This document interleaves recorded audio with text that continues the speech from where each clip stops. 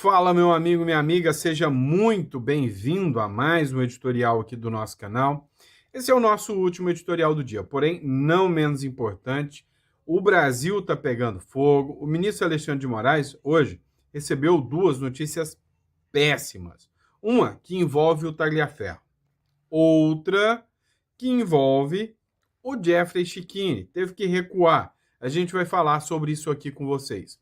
Também, além desses casos aí, né, que deixaram o ministro Alexandre de Moraes bem nervosinho, também, né, teve o caso que o Lula também tomou um revés grande na entrega do Prêmio Nobel para Maria Corina Machado.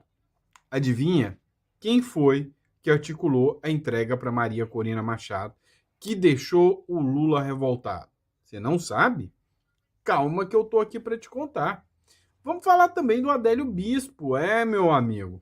Acabou de sair mais uma publicação agora, falando sobre o Adélio Bispo, que pode voltar para as ruas a qualquer momento. E eu vou te explicar tudo isso aqui nesse editorial. Então, antes de mais nada, seja muito bem-vindo. É sempre uma honra, é sempre um prazer poder estar aqui com vocês, discutindo um pouquinho mais sobre política, geopolítica, direto agora do Paraguai. Pois é, né? Passando alguns dias aqui, ficar 1 ou 2 meses no Paraguai para organizar aqui uma empresa para poder estar oferecendo aqui para vocês também, né, a consultoria para o Paraguai. Então, logo, logo a gente está oferecendo aqui para vocês. Combinado?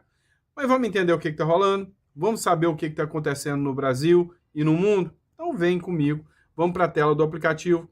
Não se esqueça de inscrever-se no canal, curtir e compartilhar. Pessoal, este vídeo eu estou fazendo, né, utilizando o microfone do sistema, ou seja, do próprio tablet que eu estou usando aqui para fazer as gravações para vocês.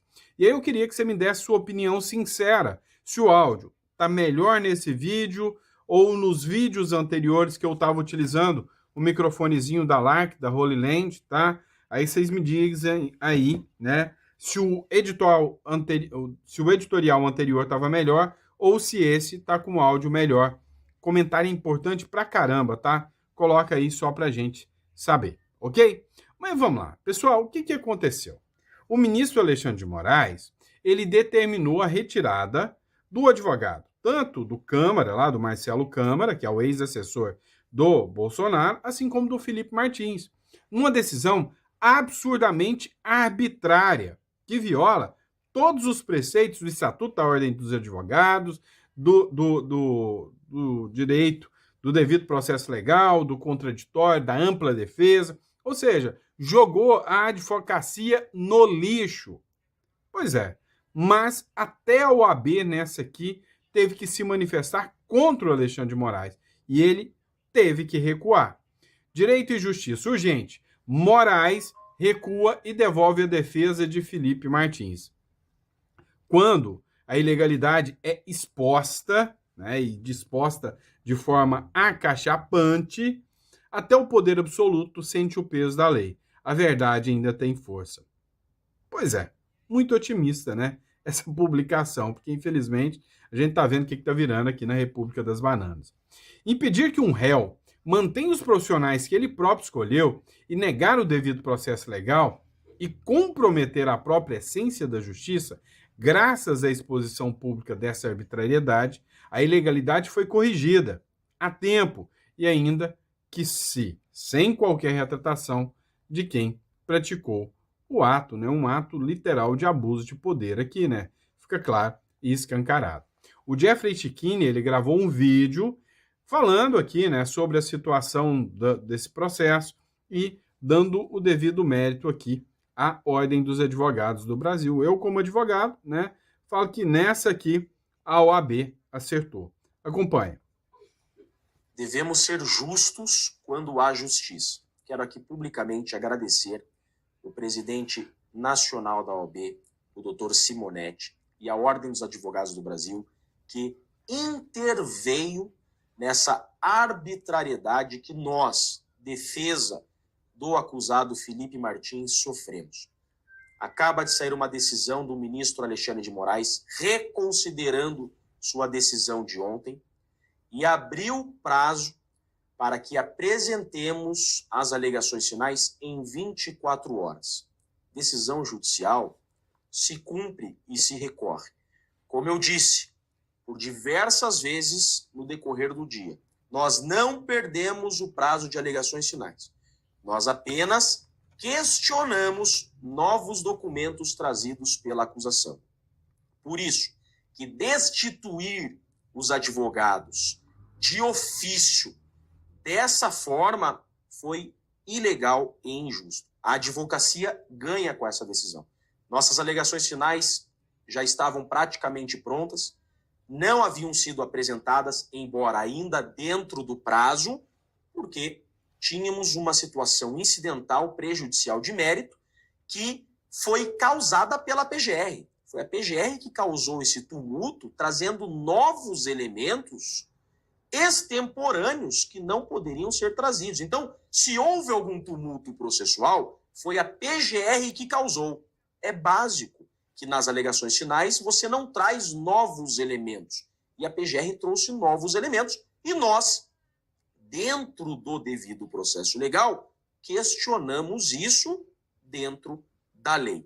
Mas, assunto superado, vamos cumprir a decisão, vamos apresentar nossas alegações finais, até porque já provamos durante a instrução a inocência de Felipe Martins.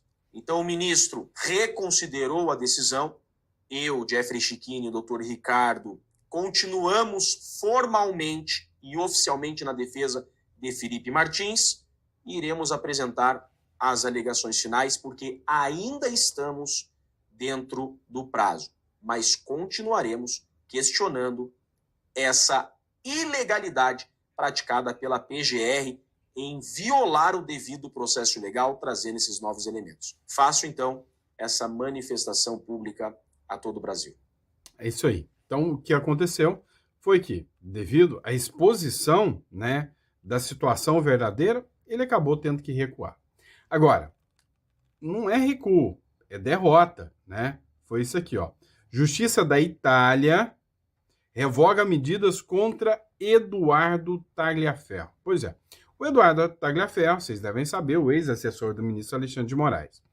Na semana passada, ele foi notificado para comparecer, né, no setor, né, de imigração, né, na delegacia de imigração lá da Itália. E aí ele compareceu, teve seu passaporte apreendido, teve contra ele uma liminar deferida de proibição que ele saísse da cidade onde ele residia e do endereço onde ele residia. O que eu disse, a minha opinião, é que isso até coloca a vida dele em risco. A Corte de Apelação de Catanzaro, na Itália, revogou todas as medidas cautelares impostas a Eduardo Tagliaferro. Ex-assessor do ministro Alexandre de Moraes, no TSE, Tribunal Superior Eleitoral, manteve a proibição de sair do país, onde ele vive atualmente. A justiça italiana analisa o pedido de extradição de Tagliaferro, investigado por vazar informações sigilosas do STF, né, Supremo Tribunal Federal. Na verdade,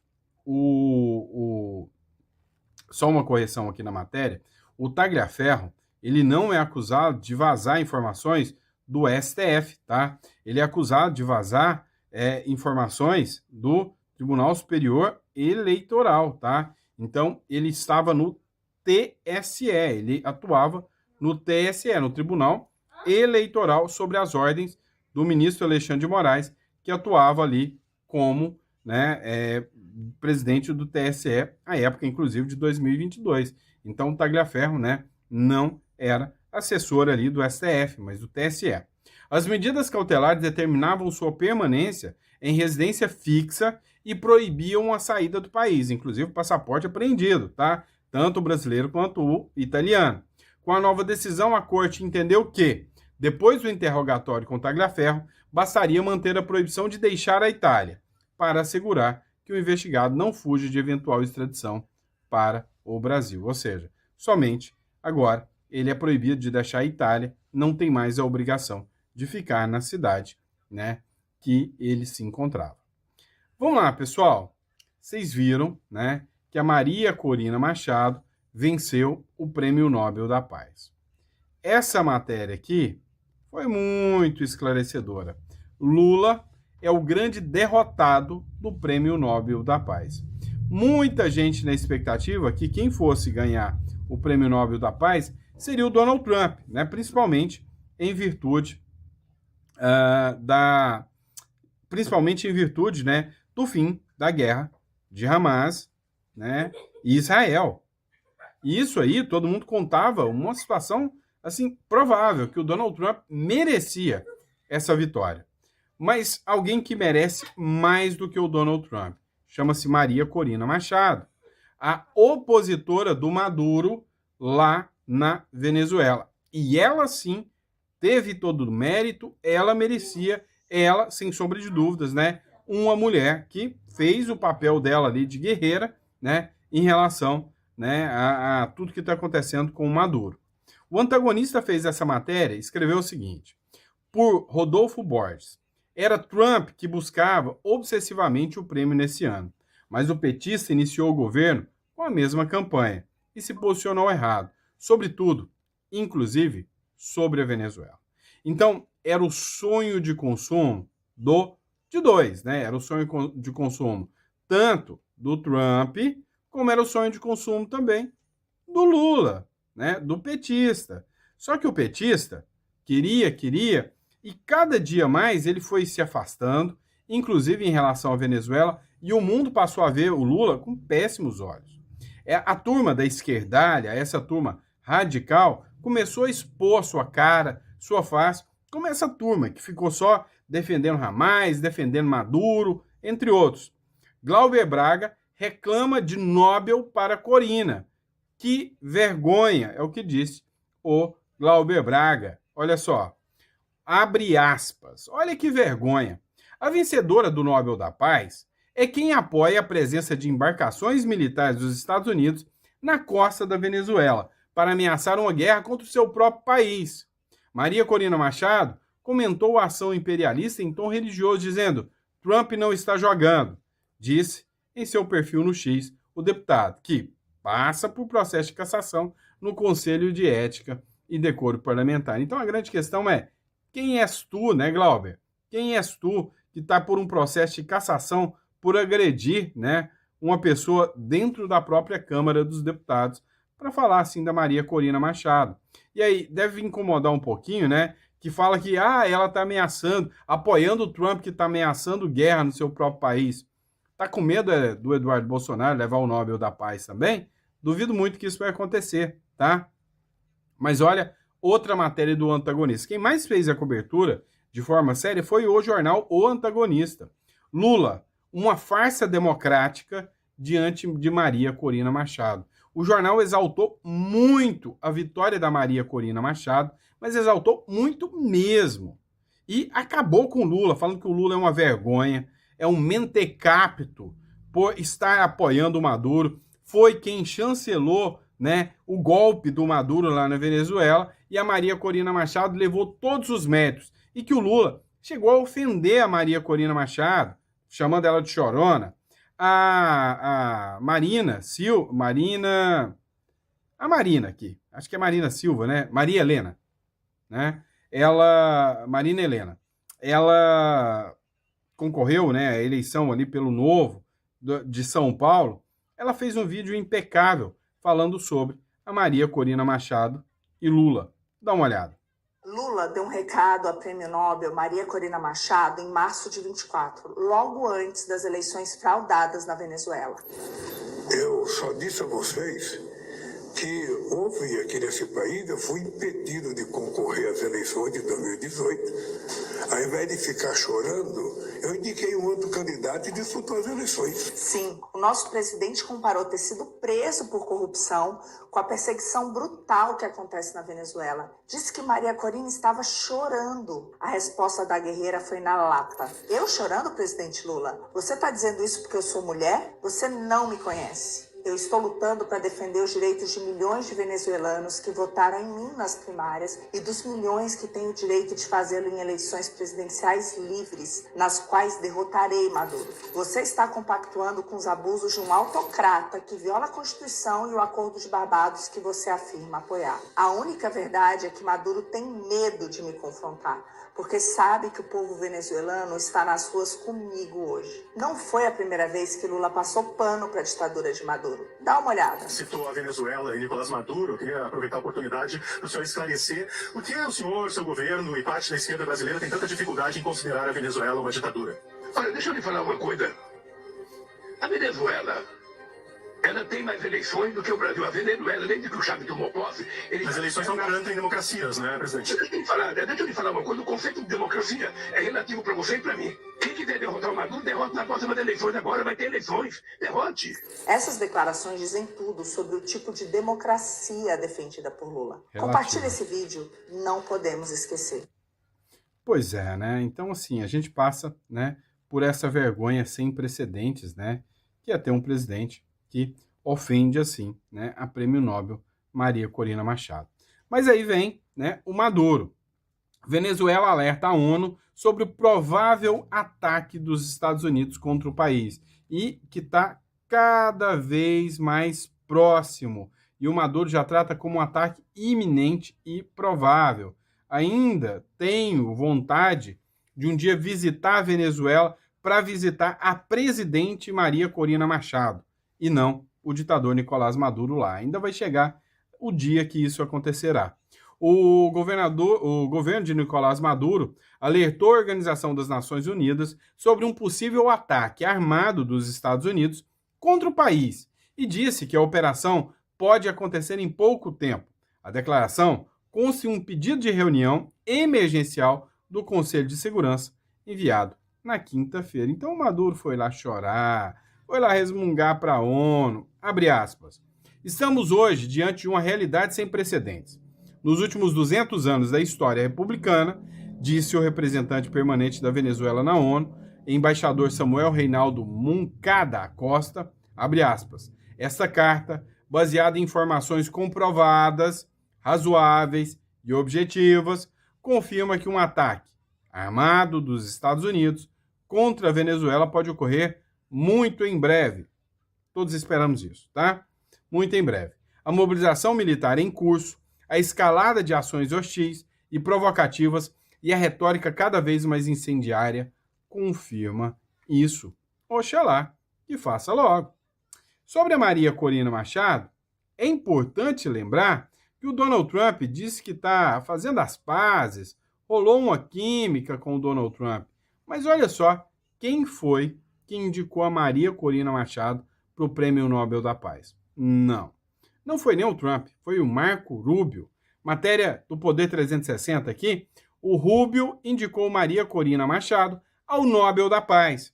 A carta foi enviada ao Comitê Norueguês do Nobel em agosto de 2024, antes dele assumir o posto de secretário de Estado dos Estados Unidos. Então, olha a influência do senhor Donald Trump e do Marco Rubio aqui, que mandou para o Comitê Norueguês, que deu o Prêmio Nobel para Maria Corina Machado, meu irmão. Pois é, né? Foi o responsável por este ato aí. O secretário de Estado dos Estados Unidos, Marco Rubio, indicou a líder da oposição venezuelana, Maria Corina Machado, ao Prêmio Nobel da Paz de 2025. A carta de apoio foi enviada ao Comitê Norueguês do Nobel em 26 de agosto de 2024, antes de Rubio assumir o cargo no governo do Donald Trump. Vamos lá, pessoal. Mudando de assunto. Esta é a esquerda do Brasil. É uma esquerda extremista, radical, apoiadora de terroristas. Essa é a esquerda que nós vemos, infelizmente, aqui no Brasil. Tá? Essa figura, né, não sei se é professor, se não é, porque foi num encontro de professores, falou que os brasileiros que estavam em Israel, que foram assassinados pelo grupo Hamas, ou que foram sequestrados, eram bandidos, simplesmente por estar em Israel. É deplorável, vergonhoso. No ato promovido por extremistas de esquerda, é a primeira vez que um jornal chama de extrema esquerda, né? No ato promovido por extremistas de esquerda nesse sábado, nesse 7 de outubro, em São Paulo, para celebrar os ataques do grupo terrorista Hamas, o militante Ahmed Sherrada chegou ao cúmulo de chamar os brasileiros assassinados pelos terroristas de bandidos. O evento aconteceu no Sindicato dos Professores do Estado de São Paulo, o mesmo espaço que teria de servir à educação e não apologia ao terror. Deveria ser extinto esse sindicato, deveria ser cassado, né, o direito de existir deste sindicato. O Metrópolis tratou do assunto e vale a pena você ouvir aqui esse escândalo, esse abuso, esse absurdo. A fala que você vai ver a seguir aconteceu dentro do Sindicato dos Professores do Estado de São Paulo e faz referência aos 4 brasileiros mortos no ataque terrorista do Hamas contra Israel em 7 de outubro de 2023. E onde moram lá são bandidos importados e trazidos da Europa com nada a ver com essa terra. Alguns até brasileiros, mas foram mortos brasileiros. Mas o que está fazendo o brasileiro lá? Nessa terra? Um bandido. Como se fosse... Não sei o que é mais nojento, né? Se é o idiota que fala uma coisa dessa, né? Isso sim é uma fala de bandido, é um idiota. Ou se são os outros que aplaudem, né? Uma fala extremista, terrorista dessa. Os 4 brasileiros civis assassinados pelo Hamas são Hanani Glazer, 23 anos, Bruna Valianu, 24 anos, Carla Mendes, 42 anos, e Michel Nizenbaum, 59 anos. Já Ahmed Sherrada, autor dessa fala, é um palestino com nacionalidade brasileira. Ele é irmão de um ex-líder do Hamas e presidente do Instituto Brasil-Palestina. Ahmed participou na última terça-feira de um evento promovido por extremistas de esquerda para comemorar, isso mesmo, comemorar o ataque terrorista do Hamas. Mas ele não falou sozinho nesse dia. Porém, antes de irmos para outras falas, vamos ver alguns símbolos que estavam na POSP nesse dia. Aqui, a estrela de Davi é comparada à suástica, o símbolo nazista usado por Adolf Hitler. Aqui, a bandeira do Hamas é ostentada em uma parede da POSP. E na próxima imagem você vê o Z, símbolo usado pela Rússia na invasão contra a Ucrânia. Um dos diretores da POSP, Antônio Carlos Silva, estava presente e discursou no evento. Ele defendeu que o ataque terrorista do Hamas seja ensinado nas escolas como um exemplo. É uma data de enorme importância para ser saudada, para ser lembrada em toda a história, para ser contada nos livros da história, para ser ensinado nas nossas escolas, nos nossos sindicatos, nos nossos partidos, como um exemplo para a luta de todos os povos oprimidos. Outro participante da mesa e que discursou no evento foi Charles Gentil, secretário de Finanças e membro da executiva do PT. Ele justificou a ação do Hamas como um ato de resistência. E quando tenta a única alternativa que resta, que é a insurreição, e se insurgir, ainda são taxados de radicais? O direito à resistência, como foi colocado aqui, ele existe. Os dirigentes do PCO, partido que organizou o ato, também falaram em defesa do maior massacre de judeus desde o Holocausto. Nós estamos vivendo aqui a reação do sionismo e do imperialismo à vitória espetacular que foi o dia 7 de outubro. Queria recordar que quando, num sábado, dia 7 de outubro de 2023, eu acordei e fui ver a imprensa e eu tive um momento de alegria que só foi comparável na minha vida política ao momento que eu vi as tropas do Vietnã do Sul entrarem em Saigon, expulsando os norte-americanos de lá. O evento terminou com a execução da Internacional Socialista, um hino clássico de movimentos socialistas e de esquerda em todo o mundo. Pelo adiantado da hora, nós vamos cantar só 2, até o segundo refrão da Internacional, e sigamos firmes nessa luta. Vamos lá então, companheiros. Muito obrigado.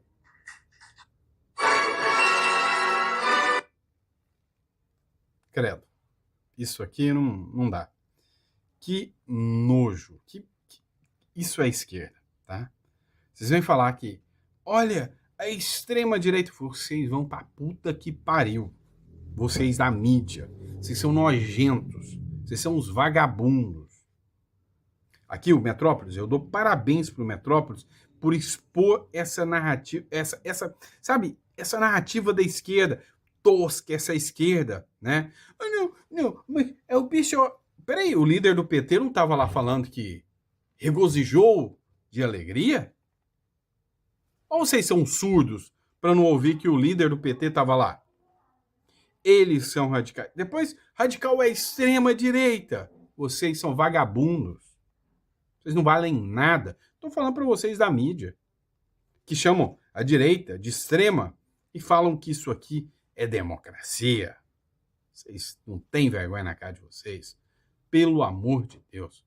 Pelo amor de Deus. Agora, só para vocês entenderem um pouquinho, você está vendo esse pessoal aqui?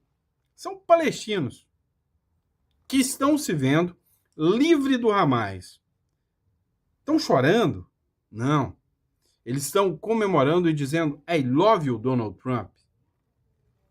I love you, I love you, I love you, Trump. I love you. كل العالم.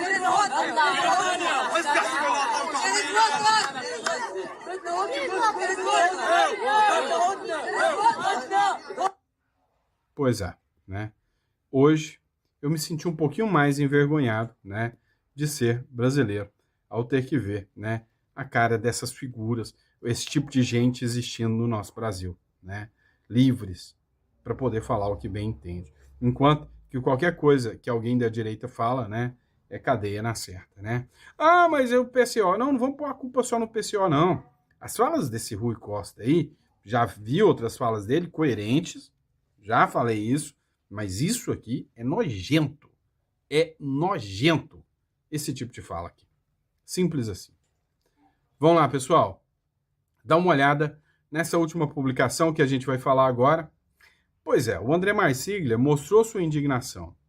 Nada mais, nada menos que o senhor Adélio Bispo pode ser solto. É o seguinte, foi feito um pedido agora de avaliação psicológica para saber se o Adélio Bispo pode voltar para as ruas, ficar livre, leve e solto para militar novamente pelo PSOL e talvez até participar de algum evento como esse aqui, talvez até virar um mártir, né, da esquerda, dar palestras muito bem remuneradas, virar um ícone da esquerda mundial, que tal?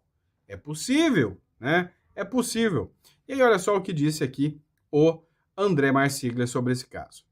O Adélio, que tentou matar o Jair Bolsonaro, tá para ser solto. E o Jair Bolsonaro, que quase foi morto pelo Adélio, não pode botar o pé fora de casa. Aí você vai dizer, por quê? Porque ele simplesmente fez posts, fez lives, e isso foi entendido como um atentado muito forte à democracia. E vamos lembrar, como aqui disse a Paula até anteriormente, o Jair Bolsonaro está hoje há 15 dias ilegalmente preso. Ele já está ilegalmente preso desde o início disso tudo. Mas, incontestavelmente, de forma ilegal, ele está há 15 dias preso porque ele, no inquérito, ele está preso domiciliarmente e as restrições impostas a ele que resultaram na prisão domiciliar, todo esse conjunto de fatos jurídicos foi definido dentro do inquérito do qual ele foi excluído. Então, se ele foi excluído do inquérito, tudo o que contra ele foi imposto cai imediatamente. O Moraes deveria ter revogado de imediato essa prisão há 15 dias atrás e não o fez. A defesa, 2 dias depois, pediu e até agora o Moraes vem ignorando. E vem ignorando de propósito, porque ele já decidiu contra o Jair Bolsonaro diversas outras coisas, outras medidas, outros pedidos posteriores a esse da defesa e não esse feito para que a sua prisão fosse revogada. Então o Brasil é isso daí. Você tem o Adélio que quis matar o Bolsonaro sendo solto e você tem o Jair Bolsonaro que quase morreu nas mãos do Adélio preso por ter falado e agora preso ilegalmente porque o Moraes não se digna a revogar a sua prisão ilegal. Essa é a história do Brasil. E vale dizer, o Adélio, ele é o único lobo solitário que nós temos hoje no país. Todo mundo pro Moraes, absolutamente não tem ninguém que não seja uma organização criminosa, uma milícia. Eu nunca vi um país com tanta organização criminosa e milícia como a que passa por dentro da cabeça do Moraes.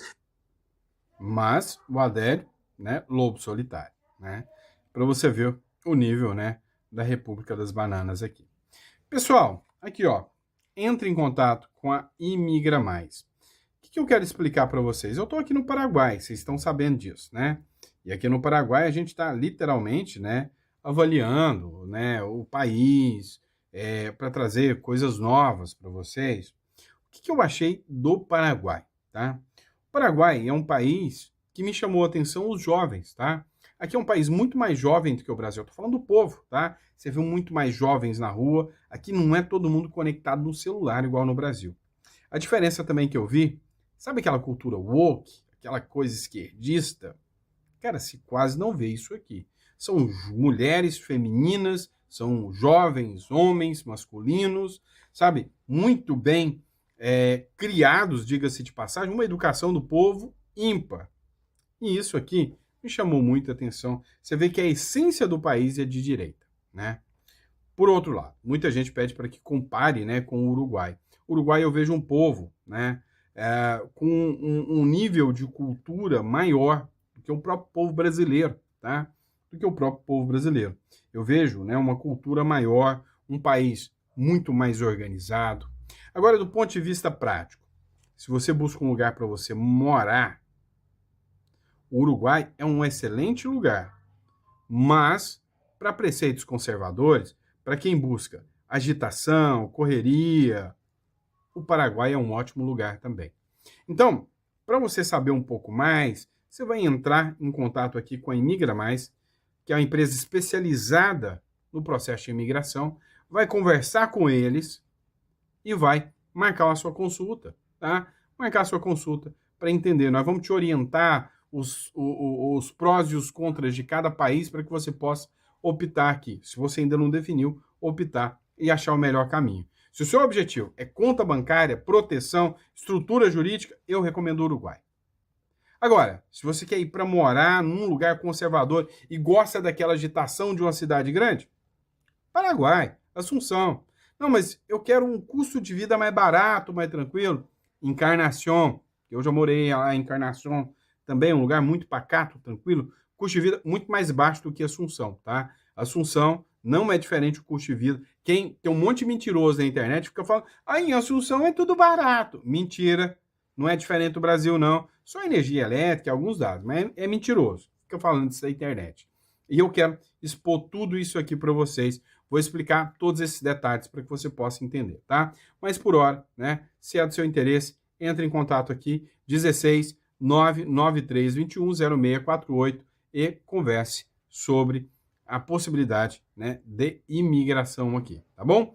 Grande abraço, fica com Deus e vejo vocês no próximo editorial. Muito obrigado pela confiança, pela credibilidade, tá? Detalhe, tá? Só um detalhe rápido aqui. O preço, né, do hotel que eu tô aqui é nitidamente um hotel de 5 estrelas. Eu paguei, né, o preço de um hotel convencional no Brasil. Esse é o quarto, tá? Olha o tamanho do quarto, tem uma baguncinha ali, tá? Dá para você ver a estrutura do quarto aqui. É um quarto que você consegue alugar, né, para uma família, né? 3 pessoas, R$400, tá? A diária, com café da manhã, top. Então, algumas coisas são mais baratas, outras não. Tudo isso tem que ponderar, tá? Algumas coisas mais caras, e é isso que a gente vai estar falando para vocês depois. Estou pensando até em criar um extra aqui, ou alguns vídeos, para vocês entenderem um pouco mais dessa jornada, porque eu quero mostrar na prática para vocês, tá? Sem nhenhenhen, sem mentiraiada que essa turma aí fica fazendo da internet. Eu quero falar real com vocês. É um país que vale a pena? Se comparado ao Brasil, eu já percebi que vale a pena, principalmente quando o ponto é imposto, quando o ponto é fugir da cultura woke, quando o ponto é fugir do esquerdismo, sim, vale muito a pena, tá? E nós vamos falar sobre isso, ok? Muito obrigado, fiquem com Deus e eu vejo vocês no próximo editorial. Abraço!